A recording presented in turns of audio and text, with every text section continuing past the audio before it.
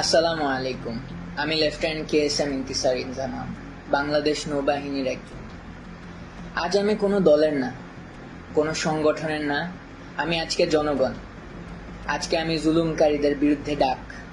আমাদের নেভাল একাডেমিতে ঢুকতেই শেখানো হয় আল্লাহর পক্ষে লড়াই করো।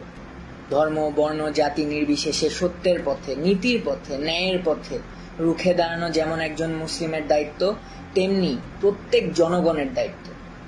আজ আমি প্রত্যেক জনগণের জন্য সেই ডাক। আমার বাবা আর্মিতে ছিলেন এবং মাননীয় প্রধানমন্ত্রী আপনার সাথেই SSF এ চাকরি করেছেন। তবে জনগণ এইসব আর খায় না। Enough is enough. আমাদের দেশ আজ ভালো নেই।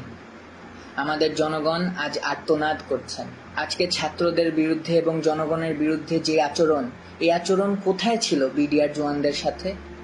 ছাত্রদেরকে রাজাকার ডেকে আপনার ছাত্রলীগকে লেলিয়ে দিয়ে কেমনে পারলেন?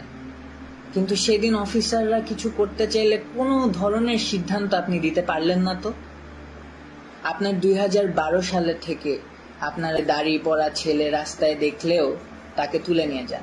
এমন অবস্থায় গিয়েছে যে আমার উচ্চপদস্থ কর্মকর্তা আমাকে বলছে, তুমিও সাবধানে বাইরে যেও, তোমাকে দেখেও তুলে নিয়ে যাবে। তাইলে আপনি এবং আপনার সরকার কি মুসলিম বিদ্বেষী?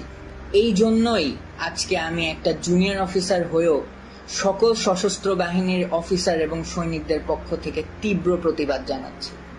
আপনার কারণে আজ সারা বিশ্বের সামনে আমরা লজ্জিত এবং আমাদের ভাই বোনদের সামনেও আমরা সমালোচিত।